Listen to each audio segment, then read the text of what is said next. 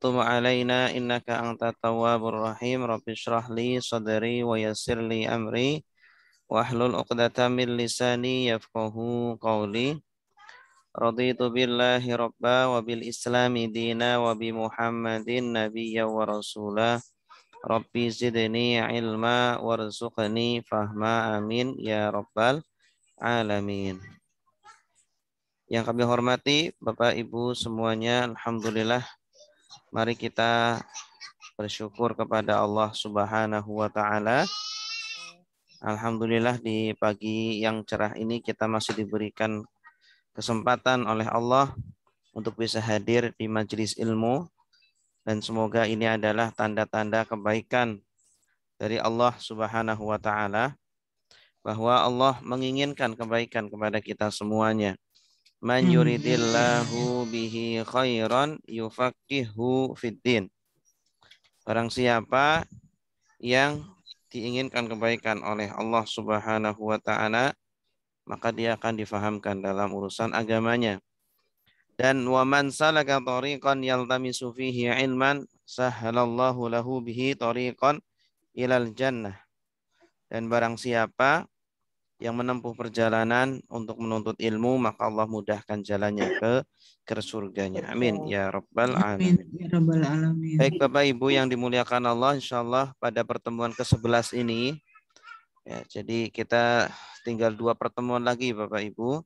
Semoga kita bisa memanfaatkan dengan sebaik-baiknya, dan semoga kita semuanya mendapatkan ilmu yang bermanfaat. Amin ya rabbal Amin ya alamin. rabbal alamin. Insyaallah mata kuliah kita yaitu Ma'rifatullah. Kita masih membahas kitab Al-Hikam karangan Al-Imam Ibnu Athaillah As-Sakandari rahimahullahu taala, yang disyarah atau dijelaskan oleh Asy-Syaikh Muhammad Sa'id Ramadan Al-Buti rahimahullahu taala. Baik Bapak Ibu yang dimuliakan Allah, apakah hikmah yang ke-10 ini? Hikmah yang ke-10 ini berbunyi Bismillahirrahmanirrahim. Qala al-muallifu rahimahullahu ta'ala wa nafa'ana bihi wa bi'ulumihi fid dharaini, amin ya rabbal alamin. Al-a'malu suwarun qa'imah. Al-a'mal, amal-amal, ya, jama' dari amal. Al-a'malu suwarun qa'imah. Amal-amal yang kita lakukan, sholat, puasa, zakat, dan lain sebagainya, adalah suwarun qa'imah, adalah bentuk-bentuk yang tampil, bentuk-bentuk yang tegak, ya, adalah gambaran-gambaran, ya, fisik. Wa arwahuha wujudu sirril ikhlasi fiha. Wa arwahuha, dan ruh-ruhnya yang menghidupkan amal tersebut adalah hadirnya sir, ya, rahasia ikhlas yang ada pada amal tersebut. Jadi kalau kita berpuasa maka harus ikhlas, kita sholat harus ikhlas, kita belajar harus ikhlas, ya, mengharapkan ridho dari Allah Subhanahu wa taala. Karena kalau amal-amal kita itu tidak ada ikhlas, itu bagaikan bangkai, ya, bagaikan hewan yang tidak bernyawa, ya, maka membutuhkan ikhlas, membutuhkan ikhlas. Tanpa ikhlas maka amal kita tidak diterima oleh Allah Subhanahu wa taala. Nah, apa itu ikhlas wahai Bapak Ibu semuanya? Ikhlas, para ulama memberi definisi. Kami ambil beberapa definisi. Yang pertama adalah mengkhususkan tujuan, ya, ibadah hanya untuk Allah Subhanahu wa taala. Jadi ketika kita sholat itu tidak ada tujuan lain kecuali karena ini perintah dari Allah Subhanahu wa taala. Ya, jangan sholat karena wah, kalau sholat saya itu hati tenang. Kalau sholat itu saya menjadi tentram. Nah, walaupun memang ada dampak positif seperti itu, tapi jangan itu menjadi tujuan utamanya. Tetapi tujuan utamanya adalah Allah Subhanahu wa taala, ya. Kita sholat karena malu. Wah, kamu sudah muslim, kenapa kamu nggak sholat? Kamu berarti muslim KTP. Nah, kalau karena malu dilihat orang kita tidak sholat, nah berarti itu belum mengkhususkan tujuan ibadah hanya kepada Allah. Kemudian definisi yang kedua, ikhlas adalah menunggalkan Allah dalam ibadah dan tujuan. Ini hampir sama dengan definisi yang pertama, yaitu jadi Allah satu-satunya yang menjadi tujuan utamanya. Ini. Ya, dan ciri-ciri ikhlas ini diantaranya dia itu istiqomah. Amal perbuatan yang kita lakukan istiqomah. Ya, baik kita dalam kondisi senang atau dalam kondisi sedih, ya, baik kita dalam kondisi bersama-sama ataupun sedang sendirian, kita istiqomah melakukan amal tersebut. Nah, ini ciri-ciri bahwa amal kita adalah ikhlas. Kemudian yang ketiga, ikhlas adalah melupakan pandangan makhluk. Dia tidak peduli orang mau ngomong apa, ya. Orang nggak peduli orang mau ngomong kita pamer, kita ria atau apa. Dia melupakan pandangan makhluk. Seolah-olah dia sendiri saja yang ada di muka bumi ini. Dia hanya memperhatikan pandangan Allah Subhanahu wa taala. Allah yang menciptakan. Kemudian barang siapa yang ikhlas, ini saking sulitnya ikhlas ya. Kita hanya mengkhususkan Allah dalam beribadah. Sampai ikhlas itu barang siapa yang ikhlas sesaat atau sekali saja di dalam hidupnya, maka dia selamat, sudah bisa selamat di muka bumi ini. Ya, kenapa? Karena sulitnya ikhlas ini. Barang siapa yang ikhlas sekali saja maka dia selamat. Tidak ikhlas seseorang, kenapa kita tidak ikhlas? Sulit untuk ikhlas dan ini diakui oleh para ulama. Ikhlas itu sangat sulit sekali. Kenapa kok masih sulit ikhlas? Karena nafsu masih mencintai dunia, ya. Nafsu masih menginginkan pujian, masih ingin dipandang orang lain, ya. Masih ingin mendapatkan kenikmatan-kenikmatan dunia ini. Kalau kita mengosongkan dari keinginan-keinginan itu, dari keinginan-keinginan dunia, cinta kepada dunia, ya dunia itu wujudnya bermacam-macam, bisa harta, bisa kedudukan, bisa pujian, dan lain sebagainya. Ya, kalau nafsu masih mencintai itu, maka sulit sekali untuk ikhlas. Ya, tapi sebaliknya kalau nafsu kita itu sudah mutmainnah, nafsu kita bisa kita tundukkan dan hanya cinta kepada akhirat. Ya, makanya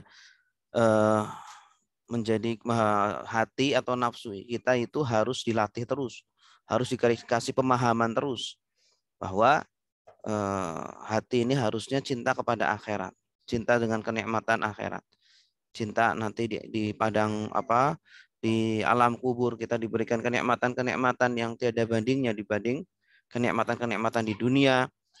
Di padang mahsyar kita akan diberikan kenikmatan yang luar biasa.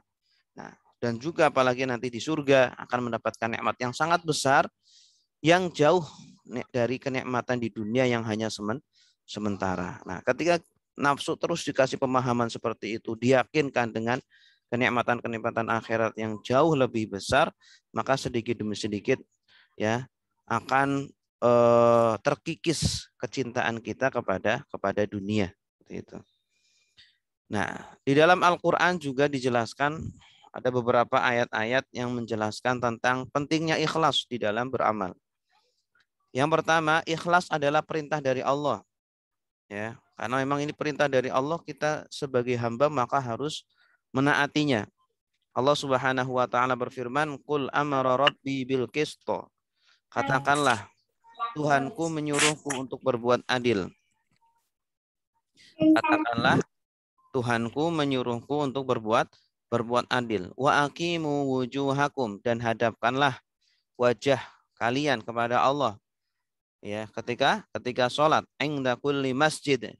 Ketika di masjid, wad'uhu mukhlisin, dan sembahlah Dia Allah Subhanahu wa taala dengan ikhlas, mukhlisin lahuddin, dalam beribadah. Ya, mukhlisin lahuddin kama bada'akum ta'udun, sebagaimana Allah menciptakan kalian, kalian juga akan dikembalikan. Nah, ini di sini Allah berfirman wad'uhu mukhlisin, dan beribadahlah kepada Allah dengan ikhlas. Ya, artinya Ikhlas adalah perintah langsung dari Allah Subhanahu wa taala kepada kita. Jadi ikhlas itu sangat penting. Ya, harus dipelajari, harus dilatih, praktekkan agar sedikit demi sedikit semakin kita mencintai akhirat daripada dunia. Yang kedua, tanpa ikhlas semua amalan gugur. Ya, jadi sebesar apapun amalan kita, sebanyak apapun amalan kita, sholat, puasa, sedekah, zakat, ya, semua amalan yang besar-besar itu sebesar apapun kalau tidak ikhlas maka gugur amalnya itu. Ya, masih mensekutukan tujuan ibadah kita. Ya, Allah Subhanahu wa taala berfirman di dalam surah Az-Zumar ayat 65, "Wa laqad uhiya ilaika wa ilal ladzina min qablika." Dan sungguh diwahyukan kepadamu dan kepada nabi-nabi sebelummu. Ya, sebelummu wahai Nabi Muhammad, la in asyrakta la yahbatanna amaluka wa la takunanna minal khasirin. La in asyrakta, sungguh jika kamu syirik, kamu mensekutukan Allah, ya, baik mensekutukan dengan menyembah selain Allah atau mensekutukan dengan cara beribadah, ya, tujuannya bukan Allah atau menduakan Allah. Layah batonna amaluk, pasti akan gugur amalmu, wala takunanna minal khasirin, dan pasti kamu akan menjadi orang-orang yang merugi, ya. Ya, jadi sayang sekali ibadah kita, sholat kita sudah bertahun-tahun. Bahkan dalam hadis dijelaskan, ada orang yang 60 tahun sholat, ya, menyembah Allah, sujud dan rukuk di hadapan Allah selama 60 tahun. Namun tidak ada satupun dari sholatnya yang diterima oleh Allah Subhanahu wa taala. Ya, di antara penyebabnya adalah karena tidak ikhlas di dalam ibadahnya atau tidak khusyuk di dalam sholatnya. Kemudian yang ketiga, orang yang ikhlas ini aman dari godaan iblis. Ya, iblis sudah berjanji, sudah bersumpah di hadapan Allah Subhanahu wa taala ketika iblis dilaknat oleh Allah, dikeluarkan dari surga. Iblis mengatakan, qala rabbi bima aghwaytani la uzayyinanna lahum fil ardi wa la ughwiyannahum ajma'in illa ibadaka minhumul mukhlasin. Ya. Qala rabbi, dia berkata, ya, Rabbi, wahai Tuhanku, bima aghwaytani, karena engkau telah memutuskan berat bahwa aku sesat, ya, mengatakan bahwa aku adalah sesat, la uzayyinanna lahum fil ardi. Ya. Iblis ini dendam kepada Adam karena menurut dia Adam lah yang menjadikan dia keluar dari neraka, dari surga. Akhirnya iblis ini berjanji akan menyesatkan anak keturunan dari Adam semuanya, illa, kecuali. Nah, ada pengecualinya. Ibadaka minhumul mukhlasin, hambamu yang ikhlas, ya. Yang hambamu yang ikhlas, maka setan atau iblis tidak bisa menyesatkan mereka. Ini. Karena orang yang ikhlas ini hatinya sudah kokoh, sudah mantap, sudah tidak ada keinginan dunia atau sedikit sekali keinginan dari dunianya. Kemudian ikhlas ini juga di dalam hadis-hadis Rasulullah Shallallahu Alaihi Wasallam disebutkan dari sahabat Abu Hurairah radhiyallahu anhu, beliau berkata, qala Rasulullah Shallallahu Alaihi Wasallam, Rasulullah Shallallahu Alaihi Wasallam bersabda, innallaha la yanzuru ila suwarikum wala ila amwalikum walakin yanzuru ila qulubikum wa a'malikum. Ya, sesungguhnya Allah Subhanahu wa taala tidak melihat kepada rupa kalian, tidak melihat kepada fisik kalian. Ya, Allah tidak melihat kepada jasad kalian, wa amwalikum, dan tidak melihat harta kalian. Ya, Allah tidak melihat kepada itu semuanya. Ya, Allah tidak melihat kalian cantik atau kalian ganteng, kalian kaya atau kalian miskin atau yang lainnya. Walakin yang dzuru ila qulubikum wa a'malikum. Yang menjadi perhatian Allah kepada hambanya adalah hatinya. Ya, Allah mencintai seorang hamba karena hatinya, dan a'malikum, dan amal perbuatannya. Jadi hati ini menjadi pusat ya perhatian Allah Subhanahu wa taala. Kemudian yang kedua, juga ikhlas ini menjadi sebab turunnya pertolongan Allah. Ya, ketika kita ikhlas dalam beribadah, dalam berdoa, dalam sholat, maka Allah Subhanahu wa taala akan menurunkan pertolongan kepada kita semuanya. Di dalam sebuah hadis riwayat An-Nasa'i, Rasulullah sallallahu alaihi wasallam bersabda, "Innama yang surullahu hadhil ummata bi dha'ifiha." Sesungguhnya Allah Subhanahu wa taala menolong umat ini disebabkan orang lemah di antara mereka. Ya, jadi orang lemah ini menjadi sebab Allah turunkan pertolongannya. Ya, bidakwatihim, dengan dengan doanya mereka. Ya, orang-orang lemah ini ketika berdoa itu lebih cenderung akan dikabulkan oleh Allah Subhanahu wa taala. Wa salatihim, dan salat mereka. Wa ikhlasihim, dan keikhlasan mereka. Ini orang-orang yang lemah, ya, cenderung, walaupun tidak semuanya, ya. Walaupun orang yang kuat pun ya ada yang doanya terkabul, salatnya terkabul dan memiliki ikhlas, tapi kebanyakan adalah orang-orang yang lemah inilah yang sudah terlatih untuk hidup apa adanya, dan dulu para sahabat juga mereka adalah orang-orang yang tertindas, orang-orang yang lemah. Nah, dengan tawasul mereka akhirnya Allah Subhanahu wa taala menurunkan pertolongannya. Kemudian yang ketiga, ancaman neraka. Orang yang tidak ikhlas ini diancam oleh Allah Subhanahu wa taala dan dengan neraka. Di dalam sebuah hadis yang cukup panjang ini ya. Ini Rasulullah sallallahu alaihi wasallam menjelaskan tentang nanti di akhirat orang yang di dunia itu ya berjihad di jalan Allah, berperang di jalan Allah sehingga dia meninggal dalam medan peperangan. Orang-orang mengatakan bahwa dia adalah orang yang syahid, ya, syuhada, termasuk orang yang mati dalam kondisi fisabilillah, ya. Tetapi di dalam hatinya ternyata dia berniat agar dikatakan dia adalah orang yang syahid, agar dikatakan dia adalah orang yang hero, pahlawan, ya. Sehingga ketika menghadap Allah Subhanahu wa taala, dia mengatakan saya mati syahid, Allah mengatakan kadzabta, kamu bohong. Ya, memang orang-orang melihatnya kamu syahid, tetapi di dalam hatinya kamu tidak berniat baik.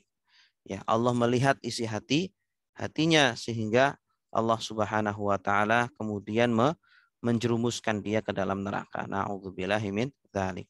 Kemudian yang kedua, warajulun ta'allamal ilma wa 'allamah. Nah, ini kalau saya baca hadis ini merinding. Dan ada seorang laki-laki yang belajar ilmu kemudian mengajarkannya, wa qara'al Qur'an, membaca Al-Qur'an, ya. Fa utiya bihi, bahkan dia hafal Al-Qur'an, ya. Kemudian dia mengajarkannya. Kemudian dia meninggal. Ketika meninggal, dia mengatakan kepada Allah bahwa dia sudah belajar Al-Qur'an, mengajarkan Al-Qur'an, membaca Al-Qur'an, menjadi penghafal Al-Qur'an. Ya, dia menginginkan surga, tetapi Allah mengatakan kadzabta, kamu bohong. Ya, sesungguhnya kamu belajar Al-Qur'an, kamu mengajarkan, kamu hafal Qur'an, tujuannya adalah agar kamu dikatakan alim, agar kamu dikatakan qari, ya, agar kamu dikatakan ulama dan lain sebagainya. Akhirnya dia dijerumuskan ke dalam neraka. Kemudian yang ketiga, warajulun wasa'allahu alaihi. Ya, ada seorang laki-laki yang diberikan keluasan harta, yang kaya, ya. Kemudian dia menginfakkan sebagian besar dari hartanya. Dia infakkan fisabilillah, dia infakkan untuk kebaikan di jalan Allah. Ya, kemudian setelah meninggal, dia pun berhadapan dengan Allah dan dia menginginkan surga dari Allah Subhanahu wa taala, maka Allah pun mengatakan kepada dia, kadzabta, kamu telah bohong. Kamu beramal, kamu bersedekah, kamu berinfak, tujuannya bukan karena kamu mengharapkan ridho dari Allah, mengharapkan balasan dari Allah, tapi kamu mengharapkan agar dipuji oleh manusia. maka kemudian dijerumuskan oleh Allah Subhanahu wa taala ke dalam nerakanya. Na'udzubillahi min dzalik. Semoga Allah Subhanahu wa taala menjaga niat kita dan menjadikan kita termasuk hamba-hambanya yang ikhlas. Amin ya rabbal alamin. Kemudian yang selanjutnya adalah perkataan dari salaf. Para ulama salaf mengatakan, Yakub berkata, orang ikhlas itu akan menyembunyikan kebaikannya sebagaimana menyembunyikan keburukannya. Ya, dia tidak mau amal solehnya itu dilihat oleh manusia karena takut hatinya itu ya menjadi senang, hatinya menjadi berbunga-bunga ketika orang melihat amal kita, gitu ya. Kita rajin tahajud, kemudian kita ceritakan, alhamdulillah tadi malam tahajudnya adem sekali, alhamdulillah tadi malam saya sudah tahajud 100 rakaat. Itu jangan diceritakan yang seperti itu, ya. Kita tidak menceritakan saja, terkadang ada keinginan lain di dalam hati kita, ya. Apalagi kalau kita menceritakan. Sebagaimana kita tidak mau keburukan kita terbongkar, keburukan kita dilihat oleh orang lain, maka seperti itulah juga tutupi kebaikan kita, ya, ibadah kita. Kemudian Imam As-Susi berkata, ikhlas itu menghilangkan rasa ikhlas di dalam hati pada perbuatan. Ya, kalau kita merasa diri kita sudah ikhlas, itu artinya kita belum ikhlas, ya. Artinya perbuatan kita itu masih membutuhkan ikhlas, ya. Saya berusaha untuk menyembunyikan amal saya. Alhamdulillah, saya berarti ini sudah ikhlas nih.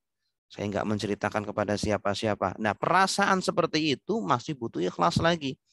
Perasaan seperti itu berarti belum ikhlas, ya, karena dia merasa dirinya sudah ikhlas. Berarti masih ada ujub di dalam hatinya. Kemudian Fudail bin Iyad mengatakan meninggalkan perbuatan ibadah karena manusia itu adalah riya. Ya, kita mau sholat nih di masjid seumpama, kemudian banyak orang melihat, kita nggak jadi sholat. Wah, jangan sholat nanti saya tidak ikhlas. Saya jangan sholat nanti tidak ikhlas, karena banyak orang yang melihat. Justru yang seperti itu adalah riya, ya. Itu yang seperti itu adalah riya, karena dia meninggalkan perbuatan karena pandangan manusia. Kemudian beramal karena orang lain itu adalah syirik. Ya, artinya apa? Mensekutukan Allah dalam ibadah, ya, dalam kebaikan.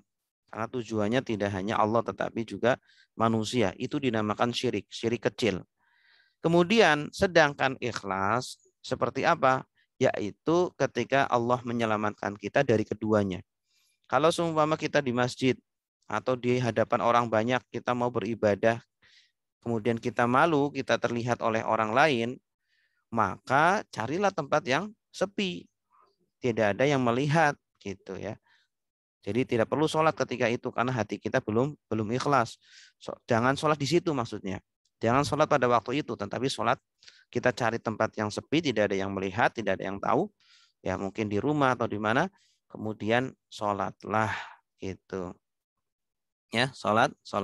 Jadi Allah menyelamatkan kita dari riya dan perbuatan syirik tadi.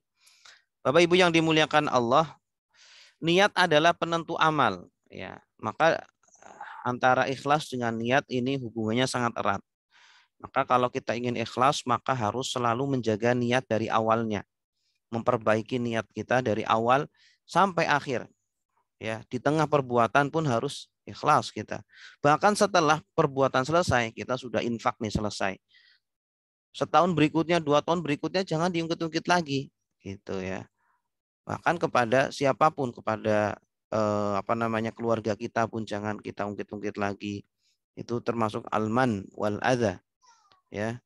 Termasuk alman wal adza, kita mengungkit-ungkit kebaikan kita. Ini.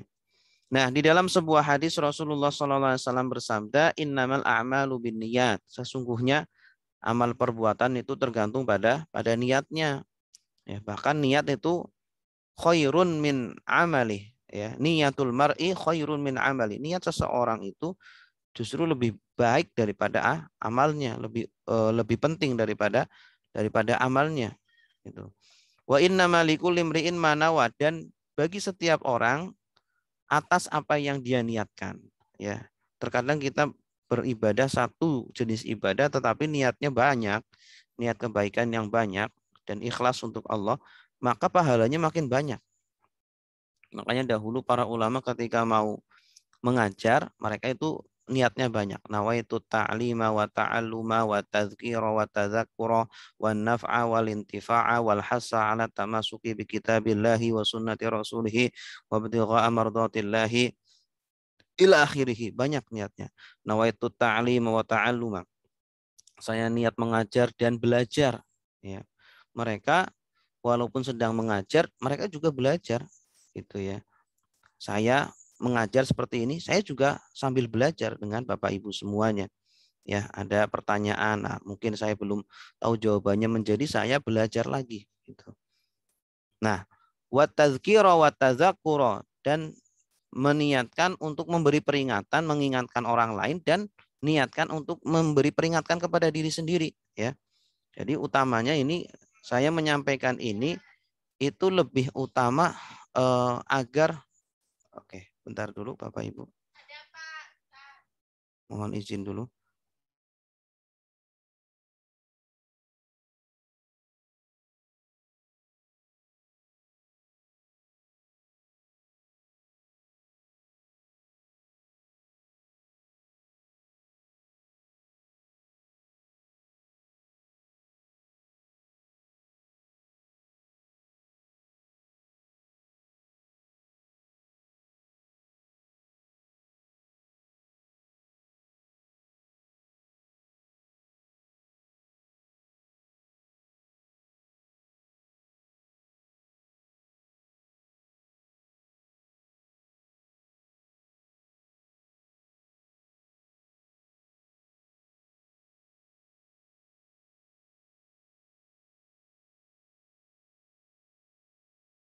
Oke, kita lanjutkan lagi.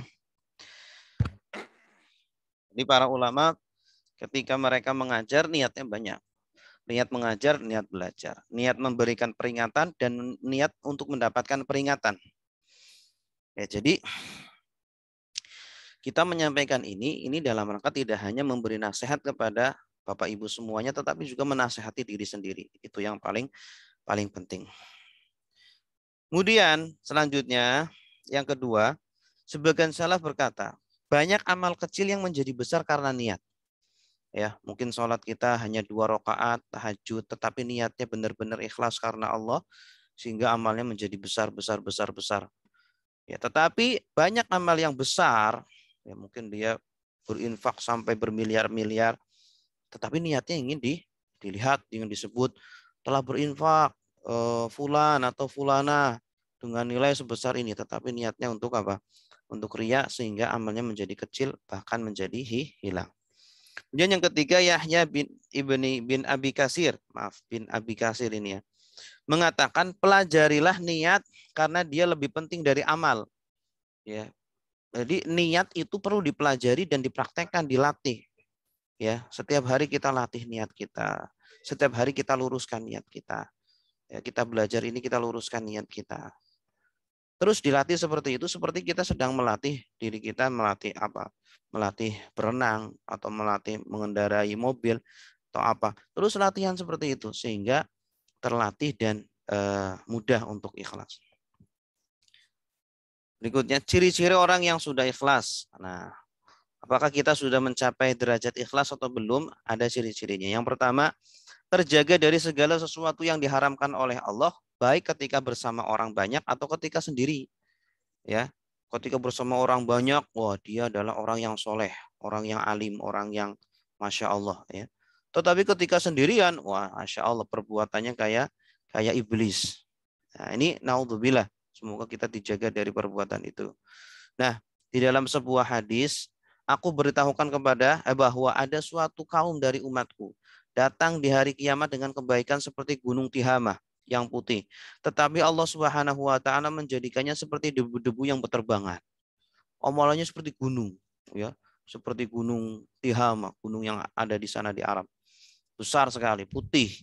Tetapi kemudian Allah Subhanahu wa taala jadikan debu, ya, gunung tersebut hancur, tidak tidak bermanfaat. Mereka adalah saudara-saudara kalian dan kulitnya sama dengan kulit kalian. Melakukan ibadah malam seperti kamu, tetapi mereka adalah kaum yang jika sendiri melanggar yang diharamkan oleh Allah. Gitu. Ya. Jadi ketika bersama-sama rajin beribadah seperti malaikat, ketika sendiri seperti iblis. Yang kedua, senantiasa beramal di jalan Allah, ya. Baik dalam keadaan sendiri atau bersama orang lain, baik ada yang memuji ataupun tidak, ya. Jadi dia itu istiqomah terus, tidak mementingkan pujian orang, tidak mementingkan ejekan, ya, hinaan orang lain. Terus pokoknya yang menjadi pandangan adalah Allah Subhanahu wa taala. Ali bin Abi Thalib berkata, orang yang riya memiliki beberapa ciri. Pertama, malas jika sendirian, rajin jika di hadapan orang banyak. Masya Allah.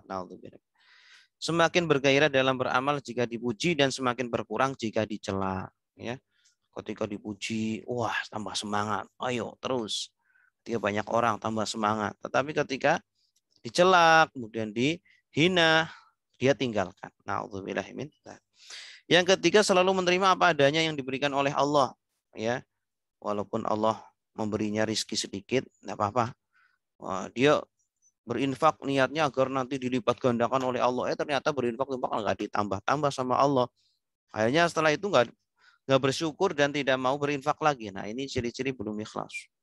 Ya, ciri-ciri belum ikhlas. Jadi orang yang ikhlas itu selalu bersyukur, menerima, qanaah terhadap nikmat yang diberikan oleh Allah Subhanahu wa taala.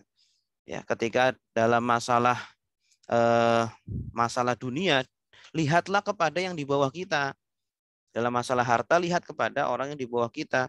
Kita hanya naik sepeda, lihat orang yang tidak bisa beli sepeda, yang jalan kaki. Kita punya motor, lihat orang yang naik sepeda. Kita punya mobil, kita lihat orang yang punya motor. Jangan kita jalan kaki lihat orang yang punya sepeda. Kita punya sepeda lihat orang yang punya motor. Akhirnya kita tidak pernah bersyukur kepada Allah Subhanahu wa taala. Kemudian yang keempat, orang yang ikhlas itu mudah untuk memaafkan kesalahan orang lain. Ya, orang lain berbuat salah, berbuat zalim kepada dia, sudah maafkan saja kepada Allah Subhanahu, maafkan saja kepada dia untuk Allah Subhanahu wa taala. Ya, dan ada ancaman bagi orang yang tidak mau memaafkan. Di dalam sebuah hadis dijelaskan bahwa orang-orang yang didatangi orang lain untuk meminta maaf, ya, semua ada saudaranya dia minta maaf kepada dia nggak mau memaafkan, maka Rasulullah SAW melarang dia untuk minum dari telaganya nanti di akhirat. Itu. Ya, dan orang yang mau memaafkan saudaranya ketika ada saudaranya meminta maaf, maka Allah Subhanahu wa taala akan berikan 1000 kebaikan. Ya, 1000 kebaikan. Baik dia itu jujur ataupun dia bohong. Yang penting dia mengucapkan, ya saya maafkan kamu. Baik mungkin di dalam hatinya masih dongkol, masih marah gitu ya. Tapi kalau dia memaafkan, maka Allah Subhanahu wa taala akan berikan 1000 kebaikan. Makanya merugi sekali ketika ada orang yang minta maaf kepada kita, kemudian kita nggak maafin gitu ya. Sudah kita tidak dapat telaganya Rasulullah gitu ya. Kemudian kita juga untungnya apa di dunia ini, tidak maafin orang lain gitu. Tingkatan ikhlas. Nah, ikhlas ini bertingkat-tingkat Bapak Ibu. Ada tingkatan yang pertama adalah tingkatan mubtadi, pemula, ya. Yaitu orang yang masih beramal karena Allah tetapi di dalam hatinya ada keinginan pada dunia. Ini masih dikatakan ikhlas tapi rendah sekali. Ya. Ibadahnya itu dilakukan hanya untuk menghilangkan kesulitan dan kebingungan. Yang melaksanakan sholat tahajud dan bersedekah karena ingin usahanya berhasil, usahanya makin berkembang, ya. Ciri orang yang mubtadi ini terlihat dari cara ibadah, dari ibadahnya dia. Orang yang hanya beribadah karena sedang butuh biasanya tidak akan istiqomah, ya. Ketika dia sedang susah, dia istiqomah. Ketika sudah lancar usahanya, kemudian dia tidak istiqomah lagi. Nah, ini ciri-ciri ikhlas yang level paling rendah, gitu ya. Jadi kalau kita ibadah mengharapkan agar usaha kita lancar boleh, tetapi apa? Itu tingkat ikhlas yang paling rendah. Kemudian yang kedua, ikhlas abid. Yaitu ikhlas yang beramal karena Allah, di dalam hatinya bersih dari riya serta keinginan dunia. Ibadahnya dilakukan hanya karena Allah dan demi meraih kebahagiaan akhirat, menggapai surga. Takut neraka. Nah ini. Jadi abid itu budak ya. Dia itu beribadah seperti budak. melakukan seperti ketika taat kepada tuannya itu takut nanti disiksa atau diazab oleh tuannya. Nah, dia masih sangat takut kepada Allah karena nerakanya Allah. Itu boleh, bagus. Ya, ikhlas level yang kedua. Ya, beribadah ingin mendapatkan surga, beribadah ingin dijauhkan dari neraka. Itu adalah ikhlas tingkat yang kedua. Ibadah seorang abid ini cenderung berkesinambungan, cenderungnya dia itu istiqomah, ya. Kebanyakan dari orang seperti itu. Ya, terutama ketika sudah mulai masa tuanya, ya, tidak ada keinginan lain kecuali apa? Dia meninggal dalam kondisi husnul khotimah. Dia meninggal masuk surga, ya, dan tidak dimasukkan ke dalam neraka. Nah, ini ikhlas yang level kedua, gitu. Mengharapkan surga dari Allah Subhanahu wa taala dan mengharapkan agar dijauhkan dari neraka ini. Kemudian yang ketiga, ikhlas muhib. Muhib itu kekasih, pecinta, ya. Ikhlas yang melihat Allah Subhanahu wa taala ini sebagai kekasihnya. Dia tidak mengharapkan surga dan juga tidak takut dari neraka. Jadi beribadah kepada Allah bukan karena dia ingin mendapatkan balasan dari Allah berupa surga atau dihindarkan dari neraka. Ya, seperti kita di dunia ini seumpama kita punya kekasih, punya mohon maaf pacar seumpama gitu ya. Kita mengorbankan waktu kita, mengorbankan harta kita, apa? Tidak mengharapkan balasan dari pacar kita itu juga membalas. Kita ngasih kado tidak mengharapkan balasan dia ngasih kado juga. Kita ngasih waktu tidak berharap dia ngasih waktu juga, tidak. Tetapi karena kita cinta kepada dia, ya, kita bela-belain apa saja untuk dia. Nah, inilah ketika seorang mukhlis yang beribadah karena cinta kepada Allah, ya, memandang Allah itu kekasihnya, ya, sebagai orang yang dia cintai, sehingga tidak terserah Allah mau membalas atau tidak, pokoknya saya beribadah karena Allah merintah seperti ini, saya takut Allah nanti marah, gitu. Seperti dia takut ketika tidak melayani kekasihnya, ya, kemudian nanti kekasihnya marah, dia sangat takut sekali, gitu. Intinya kekasihnya selalu ridho kepada dia, kekasihnya tidak marah kepada dia. Itulah tujuan dari ikhlas muhib. Ya, ikhlasnya orang yang cinta. Kemudian yang terakhir adalah ikhlasnya arif, yaitu orang yang sudah ma'rifatullah kepada Allah Subhanahu wa taala. Ya. Ya, selalu ya ibadahnya memiliki perasaan bahwa ia digerakkan oleh Allah. Jadi ketika dia bisa beribadah, membaca Al-Qur'an, melangkahkan kaki ke masjid, atau dia bersedekah, atau dia berinfak, atau zakat dan lain sebagainya, dia hanya melihat Allah yang menggerakkan itu semuanya. Tidak ada andil dari dirinya. Dia seperti wayang, ya, seperti wayang yang digerakkan oleh dalang, melakukan ketaatan-ketaatan, dan dia berusaha agar selalu digerakkan dalam ketaatan ini. Ia merasa bahwa yang beribadah itu bukanlah dirinya, ya. Jadi tingkatnya paling tinggi ini. Maka dia itu sama sekali tidak merasa berhak untuk mendapatkan surganya Allah. Kenapa? Karena semuanya gerakan ini adalah digerakkan oleh Allah Subhanahu wa taala ini. Dan dia tidak memiliki daya dan upaya melakukan ketaatan dan meninggalkan kemaksiatan. Sama sekali tidak terbesit di dalam hatinya, ini karena jasa saya ini, saya bisa beribadah, karena saya ini benar-benar menjaga diri ini. Tidak. Ya, semuanya dia serahkan kepada Allah Subhanahu wa taala. Nah, ini tingkatan yang arif, yang paling tinggi. Yang terakhir manfaat ikhlas. Ikhlas tentu banyak sekali manfaatnya, ya. Tadi kita sudah jelaskan. Yang pertama adalah membuat hidup menjadi tenang dan tentram, ya. Orang yang ikhlas itu kan hanya cinta akhirat. Kalau orang cinta dunia itu banyak pesaingnya. Ya, tetapi kalau orang cinta akhirat jarang pesaingnya, gitu. Dan orang-orang yang mencintai akhirat tidak saling bersaing, tidak saling sikut kanan sikut kiri. Semuanya berjalan dengan dengan damai sendiri-sendiri, gitu. Sehingga hidupnya menjadi tenang, ya, tidak gelisah ketika orang lain mendapatkan ini, mendapatkan itu, gitu. Yang kedua, amal ibadahnya akan diterima oleh Allah, ya. Amal ibadahnya bahkan walaupun kecil akan menjadi besar berkembang karena dia ikhlas. Yang ketiga, dibukanya pintu ampunan. Ya, Allah ampuni dosa-dosanya, dihapuskan dosa-dosanya dan dijauhkan dari api neraka. Yang keempat, akan diangkat derajatnya dan martabatnya di hadapan Allah. Yang kelima, akan diijabah doanya. Ini orang, makanya kita kalau ada orang ikhlas sering minta doa kepada beliau karena karena doanya ini mustajab. Ini orang yang ikhlas.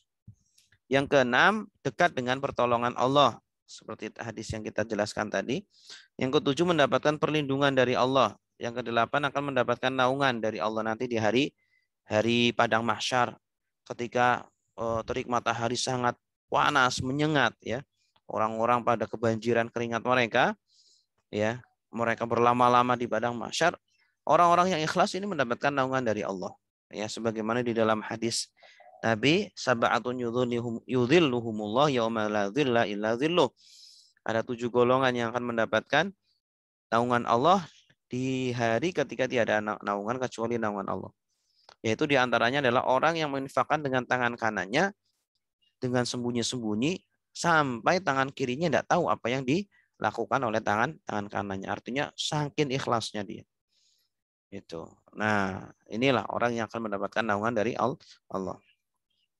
Kemudian yang ke-9, Allah akan memberikan hidayah atau petunjuk sehingga tidak tersesat di jalan yang salah.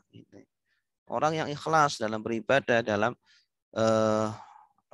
menyembah Allah akan diberikan hidayah. Walladzina jahadu fina lanahdiyannahum subulana. Dan orang-orang yang bersungguh-sungguh di jalan kami dengan cara berikhlas, maka Allah akan berikan jalan-jalan hidayah. 10. Allah akan membangunkan sebuah rumah untuk orang-orang yang ikhlas di surga dan dalam membangun surga. 11. Mudah dalam memaafkan kesalahan orang lain. Orang yang ikhlas itu dia lapang dada. Disakiti orang, dizalimi orang, dia tidak dendam. Ya, dia tidak dendam, justru memaafkan sebelum orang itu minta maaf. Kemudian yang ke-12, dapat memiliki zuhud. Ya, sifat zuhud. Orang yang ikhlas itu akan diberikan hati yang zuhud. Zuhud itu apa? Zuhud itu menerima dengan apa yang dia miliki dari dunia ini. Tidak terlalu berobsesi terhadap dunia, tidak terlalu ngoyo terhadap dunia. Ya, berangkat petang pulang petang gitu ya. Ngoyo, begitu ngoyo terhadap dunia.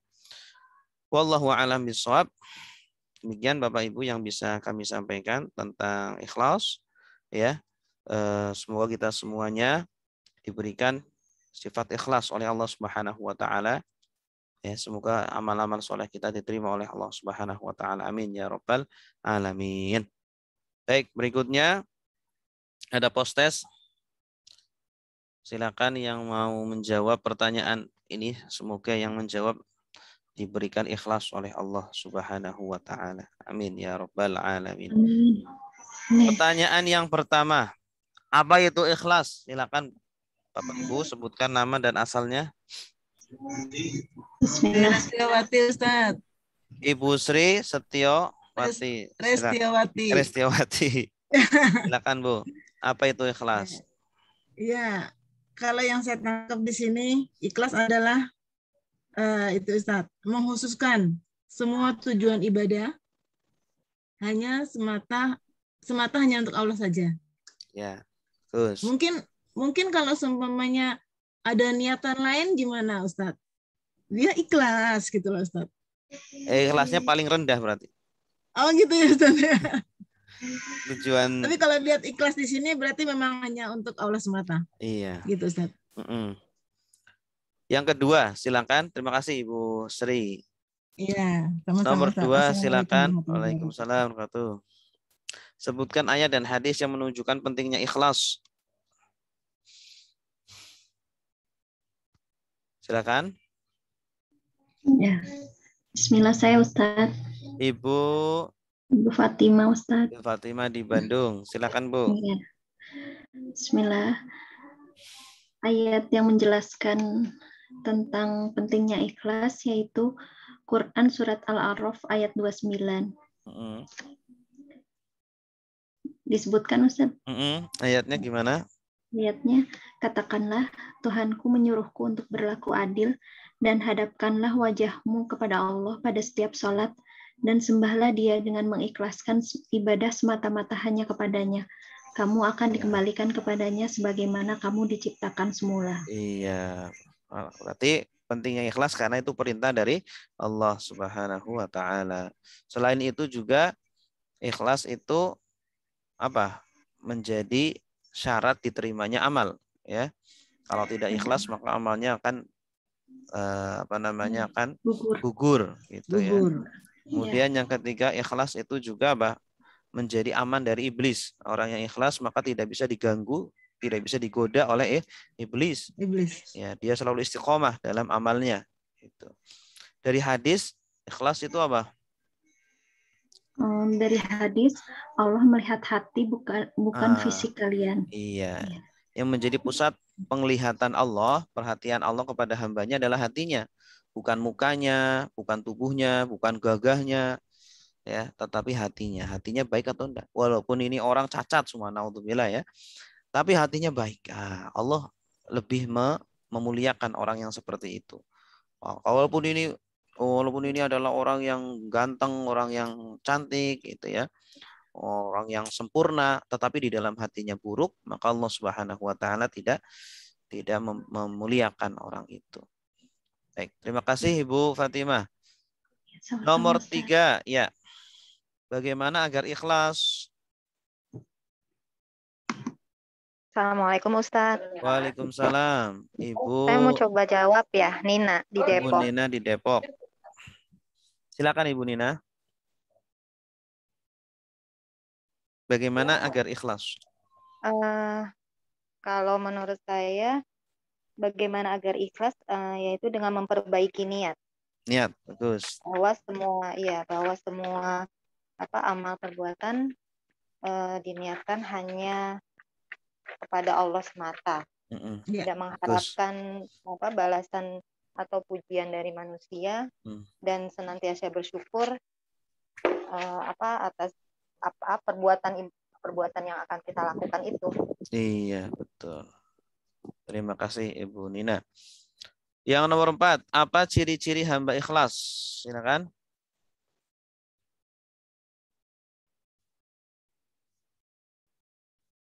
Dari bapak-bapak belum ini?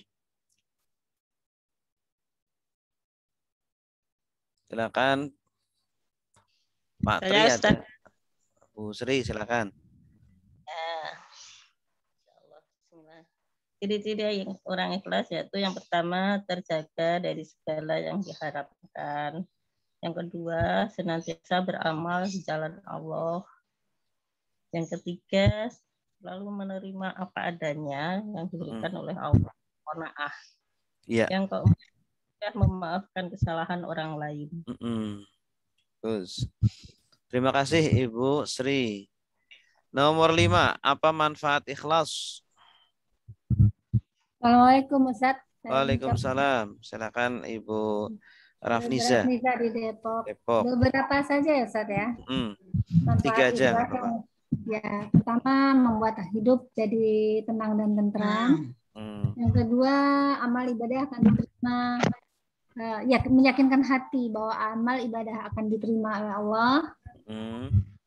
Yang ketiga, kita sangat berharap dibukakan pintu ampunan dan dihapuskan dosa serta kita dijauhkan dari siksa api neraka. Ya, betul. Amin ya rabbal alamin. Baik, terima kasih Bapak Ibu semuanya yang sudah menjawab. Selanjutnya kita akan menjawab pertanyaan-pertanyaan yang sudah ditulis. Pertanyaan boleh Ustaz. Bentar dulu Bu, saya baca dulu ya. Di sini. Yang pertama dari Ibu Siti Juleha. Izin bertanya tentang ikhlas. Kalau kehilangan sesuatu sudah dinasehati, ikhlaskan saja.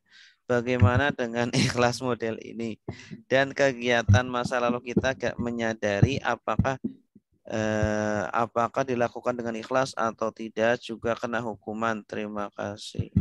Ya, sesuatu yang hilang dari kita, baik itu harta ataupun apa ya selain harta, ya memang kita kalau mengikhlaskan, kita bilang udah ikhlaskan saja, ya bagus itu. Ya memang hati kan disuruh untuk ikhlas, untuk apa? Pertanyaannya, apakah itu kemudian menjadi sedekah gitu? Ya. Kita semua kehilangan uang 1 juta di jalan gitu ya, atau kecurian uang 1 juta. Kemudian setelah kecurian kita bilang udahlah saya sedekahkan saja, saya ikhlaskan saja gitu. Apakah itu bernilai sedekah atau enggak? Ya, bernilai sedekah atau tidak? Ya, jawabannya bisa bernilai sedekah, bisa tidak. Gitu. Kenapa tidak bernilai sedekah? Karena seperti ini. Kalau kita tidak kecurian, kira-kira mau bersedekah atau enggak? Sehingga apa namanya tidak dikatakan itu sedekah. Karena itu terjadinya bukan karena keinginan dari kita. Mohon maaf, dimatikan dulu. Yang audionya masih. Oke. Jadi sedekah itu ya memang harus niat di awal. Yang namanya niat itu dilakukan ketika pekerjaan itu terjadi. Nah, ketika kehilangan uang kita berpindah tangan, kita niat atau enggak bahwa itu untuk sedekah? Kan enggak, niatnya itu kan setelahnya. Kalau setelahnya tidak bisa dianggap gitu. Ya. Tetapi ketika kita menerima musibah tersebut, kemudian kita tidak kemudian kita menerima gitu ya, mengikhlaskan, maka itu bisa bernilai pahala gitu. Dengan kita meyakini bahwa ini takdir Allah dan takdir Allah tidak pernah salah dan Allah melakukan takdirnya itu, menjatuhkan takdirnya itu pasti ada hikmahnya, maka itu akan bernilai pahala gitu. Ibu ya. Jadi ketika kita terkena musibah ya ataupun kehilangan uang kita, maka benar kita ikhlaskan saja. Maksud ikhlaskan di sini adalah apa? Kita tidak terlalu menyesali perbuatan tersebut ya atau kejadian tersebut. Udah kita lepaskan saja karena ikhlas itu kan ketika kita tidak terlalu berobsesi dengan dunia, tidak terlalu hubud dunia gitu. Kalau kita masih menangisi sampai bertahun-tahun, berarti itu hubud dunianya masih besar gitu. Tapi kebalikannya, orang yang sudah ikhlas, hubud dunianya sudah sangat kecil sekali, bahkan sudah tidak ada, maka uang seberapapun dia hilang, maka dia seperti kehilangan batu seumpama. Jadi kata para ulama itu, di antaranya ikhlas adalah yang tidak membedakan antara batu dengan emas. Di mata dia batu dengan emas saja. Ya. Jadi Rasulullah itu kan ketika dimintai oleh sahabat ya, beliau punya baju baru, punya barang baru, ada sahabat minta, langsung dikasih. Ya, karena apa? Karena menurut beliau antara baju dengan kain gombal mungkin sama saja. Sehingga tidak mengurangi nilainya di dalam hatinya gitu. Ya, sebagaimana ketika kita memberikan sampah, kita ngasih sampah kepada orang, itu kan pasti ikhlas. Coba. Ada nggak orang ngasih sampah nggak ikhlas? Itu sayang, jangan dikasihkan sampahnya gitu kan, lucu kan. Nah, begitupun kondisi orang yang ikhlas di dalam bersedekah atau di dalam ibadah ya, dia melakukan itu semuanya, mengorbankan waktunya, tenaganya ya, atau mengorbankan hartanya itu dengan rela, dengan ikhlas gitu. Ya, kemudian apa tadi? Yang kedua. Kegiatan masa lalu kita gak menyadari apakah dilakukan dengan ikhlas atau tidak. Ya, kalau kegiatan yang masa lalu tidak perlu kita ingat-ingat lagi. Kegiatan yang sudah, ya sudah, kita kan nggak bisa balik lagi ke waktu masih muda gitu kan ya. Yang sudah ya sudah. Tinggal semua kita belum ikhlas, tinggal kita beristighfar kepada Allah. Ya, kita minta maaf, minta ampun kepada Allah. Semoga Allah menerima amal-amal soleh oleh kita walaupun mungkin belum ikhlas itu. Karena kita tidak bisa balik lagi. Itu, Bu. Ya. Sama-sama. Berikutnya dari Bu Sri Restiowati. Izin bertanya Ustadz, bagaimana bila hati gusar, sedih dan akan masalah yang terjadi? Akan masalah yang terjadi. Dia ambil wudhu, kemudian sholat memohon kepada Allah, tumpahkan semua kesedihan dengan harapan agar hati menjadi tenang. Apakah sholat ini bisa dikatakan tidak ikhlas? Nah ini, kalau dia mengharapkan, hanya mengharapkan keriduan dari Allah, maka itu dikatakan ikhlas. Dikatakan ikhlas. Tapi kalau orang sholat untuk mengharapkan ketenangan hati, itu bagus ya, baik. Ya, itu masih dikatakan ikhlas, tapi ikhlasnya level pertama tadi. Mubtadi, pemula, beginner. Masih beginner, Bu, newbie. Gitu. Jadi, baik perbuatan seperti itu, tetapi perlu dilatih lagi agar kita mencapai ikhlasnya arif. Orang yang sudah arif, sudah ma'rifatullah, yaitu di mana dia bergerak, dia berjalan, dia beribadah, semuanya tidak lepas dari ya gerakan Allah. Jadi kita seperti wayang, gitu. Wayang kulit atau wayang golek, digerakkan oleh Allah. Ya saya berbicara seperti ini Allah yang menggerakkan, gitu. Saya duduk, saya mengaji, saya sholat, saya bersedekah, saya membantu orang lain. Semuanya gerakan Allah, tidak lepas dari kita. Sehingga sama sekali tidak ada andil kita, sehingga kita tidak merasa untuk mendapatkan hak kita. Gitu. Orang tidak bisa ikhlaskan karena dia merasa ada hak dia yang terambil. Ya kan? Nah, tapi kalau seseorang sudah melunturkan atau menanggalkan hak-hak dia, sehingga dia merasa tidak ada sedikit pun hak dia di sana, maka dia sudah mulai bisa ikhlas. Gitu. Ya. Dia ke dunia ini kan dalam kondisi tidak punya apa-apa, baju saja tidak punya, ya, harta apalagi, rumah apalagi. Nah, maka kita ingat kondisi kita awal muncul di dunia ini itu tidak punya apa-apa.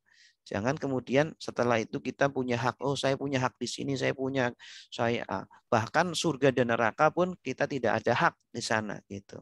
Iya. Kenapa? Karena amal soleh yang kita lakukan itu Allah yang memberikan. Yang memberikan jasad siapa? Yang memberikan sehat siapa? Yang memberikan rumah siapa? Yang memberikan baju siapa? Kalau Allah nggak ngasih itu semuanya, kita nggak bisa sholat. Iya. Jadi seperti yang dulu kita jelaskan tentang anak kecil itu ya, yang dikasih uang sama orang tuanya, kamu sana sedekah dengan uang ini, nanti kalau kamu sedekah nanti bapak kasih sepeda gitu. Ya, sebenarnya yang berjasa itu anaknya atau bapaknya? Ya bapaknya yang merintah, bapaknya yang ngasih uang, kemudian bapaknya yang ngasih sepeda. Sebenarnya anak itu hanya naruh uang itu saja di kotak infak saja. Nah, itulah kita seperti itu. Kita sebenarnya tidak ada hak sedikit pun pada di dunia ini. Kita tidak punya apa-apa, apalagi nanti di akhirat gitu. Wallahu a'lam bishawab. Ya, terima kasih Ustaz pencerahannya. Sama-sama, ya. Assalamualaikum. Berikutnya Ibu Nina, Afan Ustaz, berarti makna ikhlas sama ya dengan rela. Lalu bagaimana dengan ridho? Apakah sama dengan ikhlas? Rela itu bahasa Indonesia yang berasal dari ridho. Ya, di dalam bahasa Indonesia itu banyak kosakata yang diserap dari bahasa Arab. Huruf dho itu berubah jadi L, Bu. Seperti zuhur jadi lohor. Seperti lahir, asalnya dari kata zohir. Zohir jadi lahir. Ya, asalnya zohir jadi lahir. Zuhur jadi lohor. Nazor menjadi nalar. Nazor itu nalar, menjadi nalar. Madorot menjadi melarat, ya, madorot jadi melarat. Nah, ridho jadi rela. Asalnya ridho menjadi rela. Jadi ridho dengan rela itu sama. Nah, bagaimana dengan ikhlas? Ikhlas dengan ridho itu hampir sama. Ridho itu pendorong untuk bisa ikhlas. Gitu. Ketika kita ridho menerima qanaah, maka dari situlah kemudian kita akan ikhlas dalam beribadah, ya. Kita akan tertuju ibadah kita hanya kepada Allah saja, tidak kepada yang lainnya. Wallahu a'lam. Berikutnya Bu Fatimah, Afwan Ustaz, bagaimana cara melatih terus-menerus? Apakah ada doa khusus? Ada doa khususnya. Rasulullah pernah mengajarkan kepada kita, beliau itu pun berdoa khusus agar dijauhkan dari sifat ria atau sifat syirik itu ya. Allahumma inni astaghfiruka apa itu? An usyrika bika wa ana a'lamu. Ini di dalam doa maksurat ada. Allahumma inni a'udzubika an usyrika bika wa ana a'lamu wa astaghfiruka lima la a'lamu. Allahumma inni a'udzubika an usyrika bika wa ana a'lamu wa astaghfiruka lima la a'lamu. Saya tuliskan ya.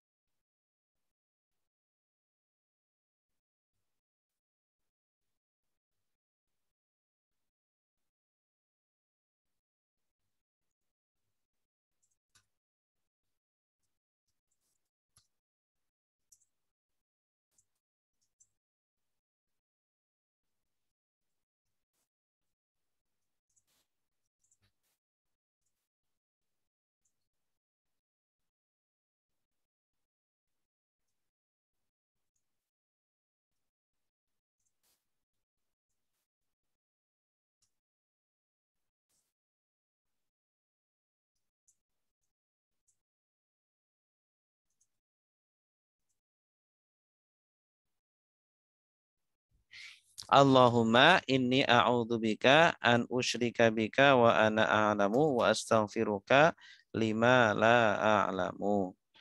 Ya, Allahumma inni a'udzubika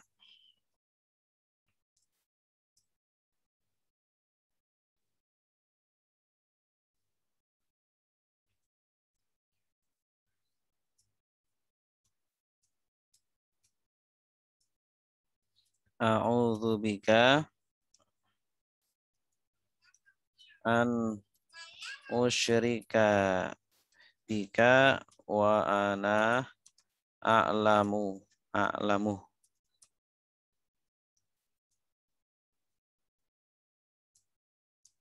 wa astaghfiruka lima la a'lamu.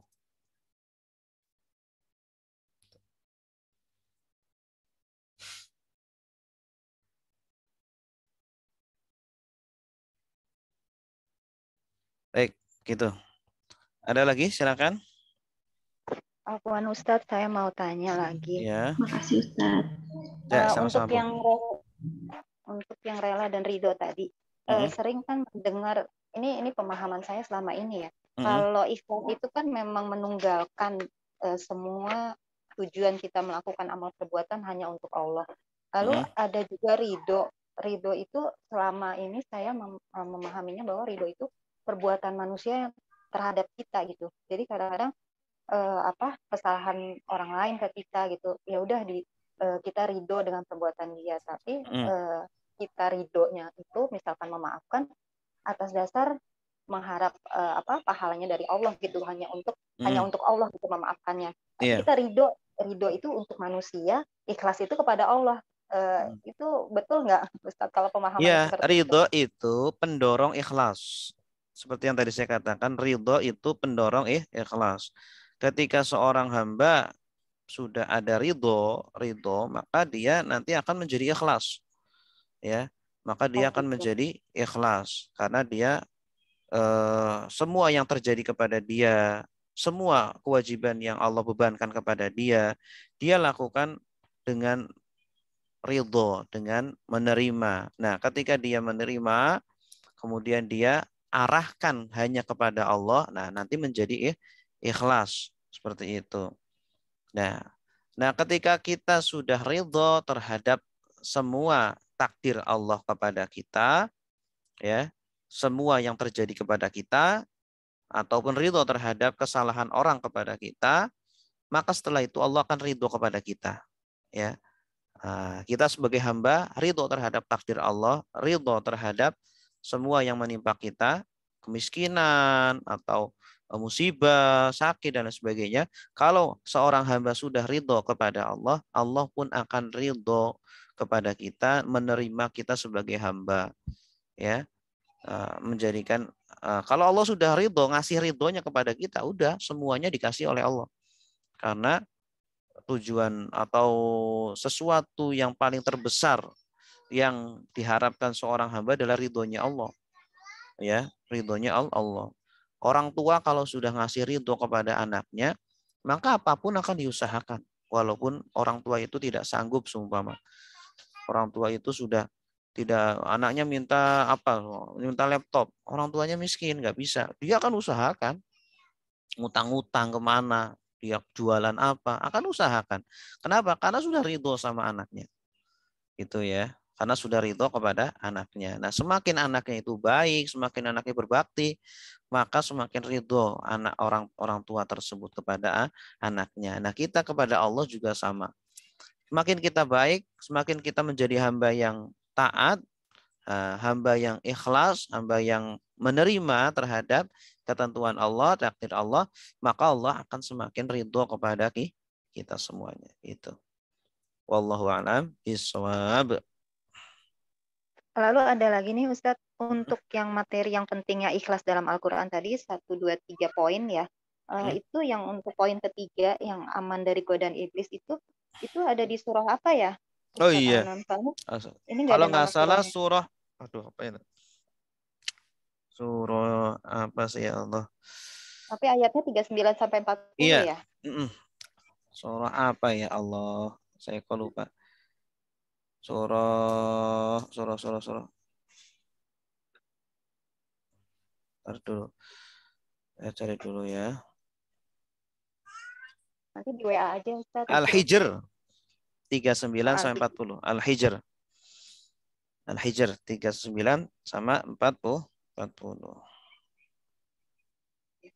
Lalu pertanyaan saya satu lagi Ustaz.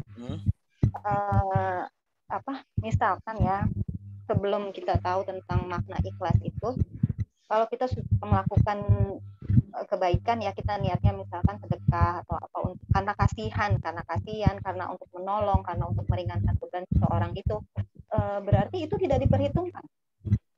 Kalau kasihan itu kan fitrah manusia. Nah, setelah kasihan itu kan timbul tujuan lain, yaitu apa? Allah. Gitu.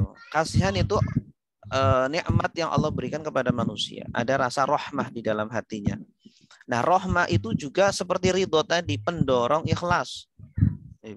Pendorong ikhlas. Dia tidak ada niat lain mengharap balasan dari orang tersebut, orang yang dikasihani. Dia mengharapkan hanya kepada Allah. Nah, nggak apa-apa kita beribadah karena kasihan kepada orang lain, itu asalkan niatnya adalah karena Allah, maka menjadi ikhlas. Karena ada orang non muslim yang kasihan juga, ketika beramal dia karena melihat kasihan itu dia akhirnya beramal. Nah, apakah dia dikatakan ikhlas untuk Allah? Tidak. Karena motivasi berhenti hanya pada kasihannya saja. Jadi ketika kita melihat orang kasihan, jangan berhenti di situ, arahkan kepada Allah niatnya. Pertama kasihan, karena kasihan adalah fitrah manusia yang Allah ciptakan pada diri seorang hamba. Setiap hamba pasti ada sifat kasihan, sifat apa? Rahmah. Nah, semakin besar rahmah seseorang, akan semakin besar pula rahmah Allah kepada dia. Kata Rasulullah, ar-rahimuna yarhamuhumur rahman, irhamu man fil ardi yarhamkum man fis sama. Ya, orang-orang yang kasihan, orang-orang yang suka mengasihani akan dikasihani oleh Ar-Rahman, oleh Allah Subhanahu wa taala. Kasihanilah orang-orang yang di bumi, maka penduduk langit akan mengasihani kepada kalian semua. Gitu.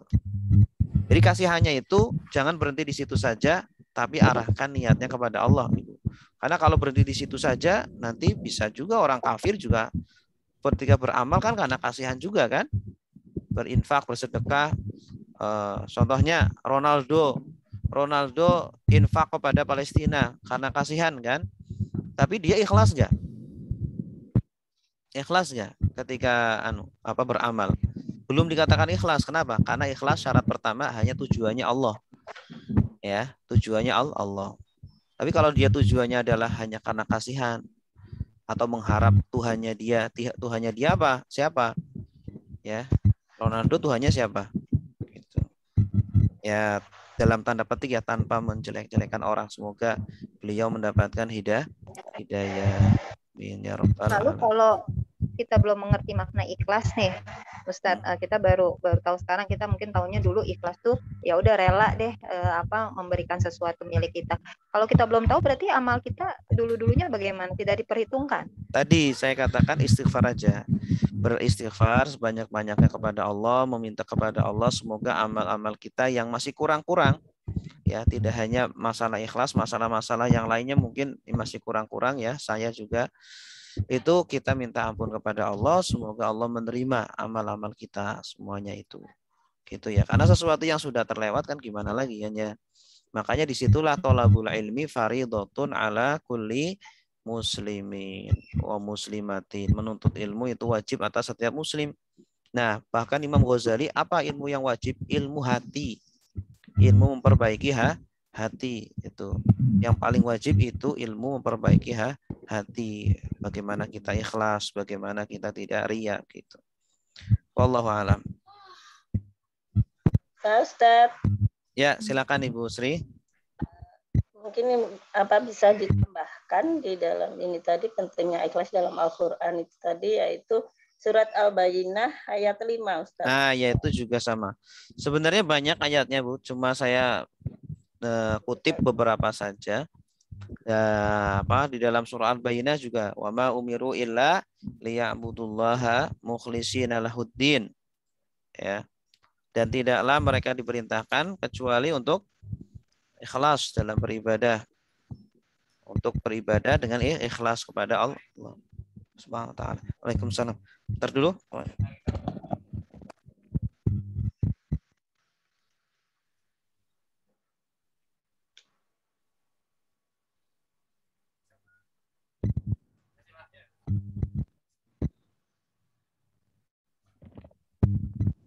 Ya. Ada lagi, silakan. Ustadz, tapi ikhlas itu kan termasuk ibadah qauliyah. Ibadah apa? Qauliyah. Apa? Qalbiyah. Nah, terus? Itu yang tahu hanya Allah saja. Ya, yang tahu Allah. Allah yang tahu. Kalau kita merasa ikhlas pun itu sebenarnya belum ikhlas. Kalau kita merasa saya sudah ikhlas nih, tidak mengharapkan dari makhluk, itu sebenarnya belum ikhlas. Gitu.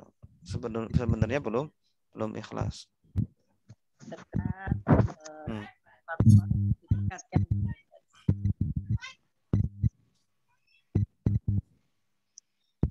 Ada tut apa itu ya? Suaranya hilang ya. Halo, tut itu apa ya? Ya, silakan kalau ada pertanyaan lagi. Ustaz. Suaranya hilang-hilang, Ustaz ya? Ya, silakan. Kedengeran?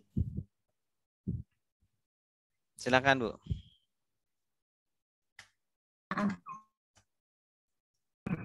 Ya, dari uraian tadi Ustaz ya, bahwa ketika kita akan melakukan sesuatu niat karena Allah, lantas kita ikhlas betul-betul.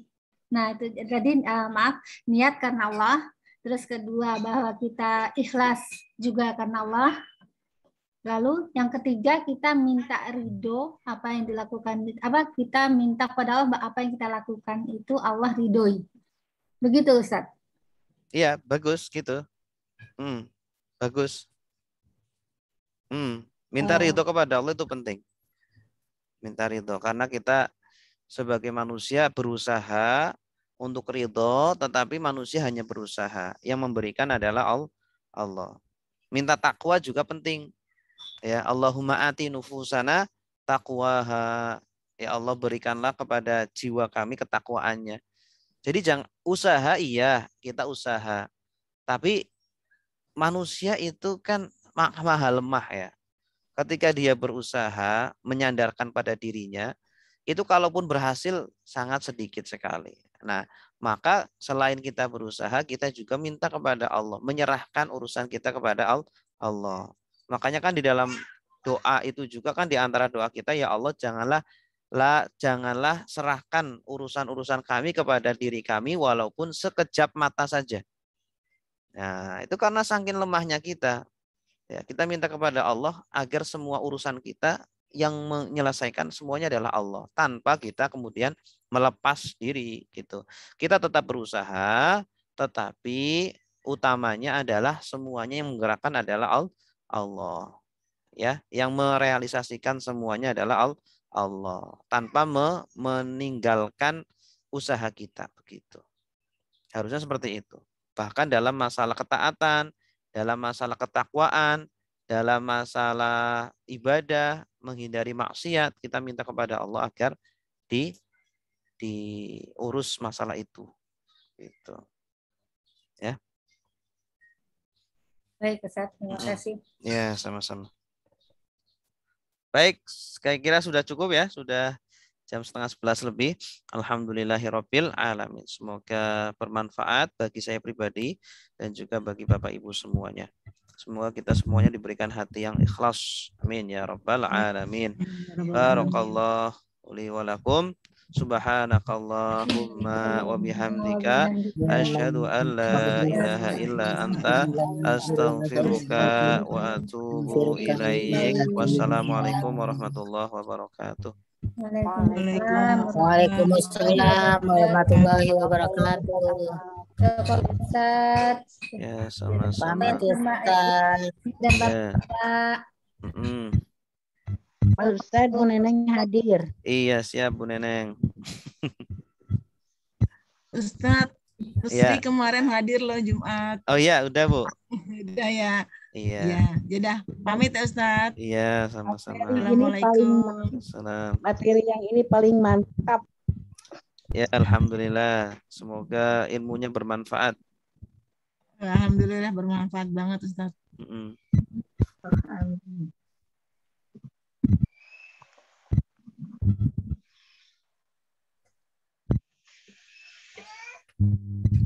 Mimi?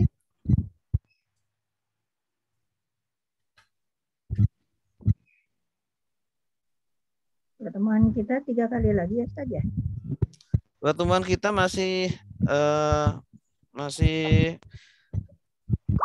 kalau saya kurang 1 lagi. Kalau dosen yang lain kan masih 2. Kan ada 4 kan. Berarti masih 8 kali lagi mungkin. Masih 2 minggu lagi, Bu. 2 minggu lagi. 2 minggu, iya. 7 kali lagi berarti insya Allah. Mudah sehat selalu. Nanti sambung lagi. Akan buka lagi yang baru, Ustaz. Iya, nanti buka lagi insya Allah. Saya hadir ya Ustadz, Ibu Liza Cirebon. Iya, siap Bu Liza. Kasih tuh izin live. Iya. Pamit ya udah ya. Ya, Waalaikumsalam.